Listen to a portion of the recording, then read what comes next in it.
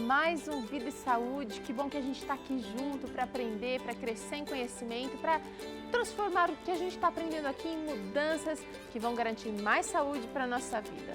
Eu falo aqui da Clínica Adventista Vida Natural, chove por aqui, a terra está sendo molhada, está sendo regada, as cores estão mais nítidas, mas é muito bom a gente perceber o cuidado de Deus com cada parte da natureza, com cada criatura sua.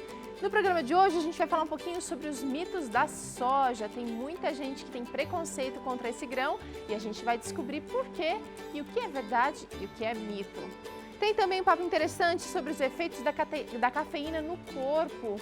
Muita gente não sabe bem os malefícios que a cafeína pode trazer para a nossa saúde. Tem também receita por aqui, receita de batata salsa e como agir em casos de emergência. Tudo isso e muito mais no programa Vida e Saúde, que começa agora. A gente vai conversar um pouquinho agora com o Ricardo Vargas, ele que é nutricionista, parceiro do Vida e Saúde. Tudo bem, doutor? Tudo tranquilo, Teru. Mitos da soja. Uau, quanta coisa a gente tem ouvido falar por aí da soja. Soja não faz bem, não digere bem, soja transgênica. Muita coisa tem sido dita contra a soja. Mas os vegetarianos acabam sempre consumindo um pouquinho mais desse grão através dos patês, leite de soja. Agora tem creme de leite de soja, e enfim, uma infinidade de produtos, as próprias carnes de soja, né, que são alimentos altamente concentrados. O consumo da soja faz bem ou faz mal para a saúde? Depende. Depende muito, Teru, pelo seguinte, a gente tem que avaliar qual produto nós estamos falando da soja, né, qual subproduto, né? A soja em grão, ela possui um fator chamado fator antitripsina. E aí nós sabemos que soja não pode ser comida crua de maneira nenhuma. Quando a soja é cozida e você ingere, né, geralmente não se encontra nenhum tipo de problema em comer a soja cozida. Tem na proteína da soja que a torna tão especial e diferenciada dos outros feijões? A soja ela tem uma proteína que tem um alto valor, né, de aminoácidos. Os aminoácidos são os tijolinhos que constroem a nossa musculatura, que constroem os nossos tecidos, o cabelo, a unha. E também serve ali como matéria-prima para produzir muitos hormônios, né? Então nós precisamos dos aminoácidos porque eles geram proteínas. Nós não conseguimos produzir todos os aminoácidos que precisamos. Dos 20, 11 são produzidos, 9 são chamados de essenciais. Aquilo que é essencial é que não pode faltar na sua alimentação porque você não consegue produzi-lo. A soja, então, ela contempla esses aminoácidos essenciais. Então, por isso, ela acabou se tornando aí uma vedete daqueles vegetarianos, né? Então, ela é fundamental para esse tipo de público porque tem esses aminoácidos. Pode ser conseguido de outra maneira? Sim, toda leguminosa, quando combinada com cereal, você acaba atendendo aí a necessidade de proteína. Uma das reclamações mais constantes e comuns contra a soja é que ela provoca gases, é de difícil digestão e em contrapartida tem um outro dado aqui que diz o seguinte: a proteína isolada de soja é altamente digerível, chegando a um valor de mais ou menos 95% a 98% maior do que muitas outras proteínas de origem animal, que são geralmente consumidas. Então, há um contrassenso aí. A soja é difícil de digerir, mas daí os leites de soja, os extratos de soja acabam sendo altamente digeríveis. Quando a gente pensa no subproduto, o subproduto ele já passou por um processo de industrialização. Então, o isolado quer dizer que você isolou a proteína, não deixou mais nada junto com ela, tirou a gordura, tirou também um pouquinho de carboidrato que existe, vitaminas e minerais também acabaram saindo, então concentrou a proteína. A proteína isolada, sem a presença da gordura, favorece o processo da digestão, porque a digestão se torna muito lenta também pela presença da gordura, o que você não pode jogar do estômago direto para o intestino, porque essa passagem é muito rápida, leva a um aceleramento ali do trânsito intestinal e a pessoa vai acabar tendo diarreia. Então, quando a proteína é isolada, favorece sim o processo de digestão. Mas a gente deve lembrar o seguinte também, alguns produtos da soja são muito concentrados em proteína e não são tão bons, que são aqueles proteína texturizada de soja. Não é uma coisa para comer todos os dias, né? Aí a digestibilidade é menor, tem muita fibra e aí sim você vai ter um quadro de gerar muitos gases, pela presença de fibra nele.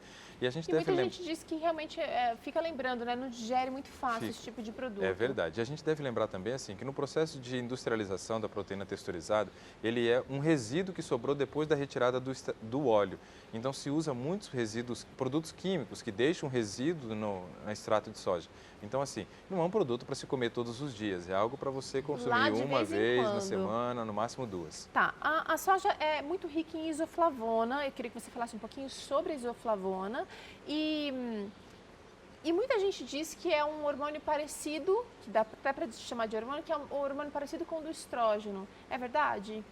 Então, isoflavona, ela é chamada de fitoestrógeno, é o estrógeno vegetal, né, que tem na soja. Também tem na linhaça, mas numa outra forma, chamado lignana. E assim, esse fitoestrógeno, para as mulheres que estão entrando no período da menopausa, é muito utilizado para você diminuir os sintomas da menopausa. E a gente deve lembrar o seguinte, homem tem muito pouco desse hormônio, então a ingestão de muito produto de soja que seja concentrado nesse fitoestrógeno não é uma boa opção para homem, principalmente na fase de desenvolvimento da criança. Então, assim, você consumir um leite de soja, você está consumindo um iogurte de soja ou isolado de soja, não é problema. Mas aí você consumir muitos produtos como proteína texturizada, direto, aí você pode ter algum problema. E tem um mito muito grande, Teru, que diz o seguinte, homens que comem soja têm menor fertilidade. Diz que diminui a libido sexual. A pergunta que eu sempre faço para essas pessoas é a seguinte, qual o país do mundo que mais consome soja? Japão? Não China. Se causasse infertilidade, não tinha tanta gente assim na China, né? Então, verdade. Bom está argumento. mais do que provado de que não prejudica a libido sexual e muito menos a fertilidade do homem. Tá certo. Outro senso comum diz o seguinte, soja causa câncer, é verdade? O excesso de proteína pode causar câncer, independente de qual fonte venha. Por quê, Ricardo? Porque a proteína ela acidifica o sangue. O resíduo da proteína, quando quebrado, chama-se aminoácido, que são aqueles tijolinhos que a gente diz que constrói uma proteína, né? Então, quando você tem muitos aminoácidos sobrando na corrente sanguínea, eles são quebrados. E quando você quebra, você libera o amino. O amino é um composto tóxico, vai para o fígado, forma ureia, vai para o rim e é eliminado na forma de urina. Mas o ácido é matéria-prima, o corpo não vai jogar fora. Aquilo vai ficar circulando na corrente sanguínea. E aí você vai acabar acidificando um pouco o sangue e é no meio ácido onde você tem as maiores chances de desenvolver o câncer. E também o excesso de proteína pode calcificar até o osso.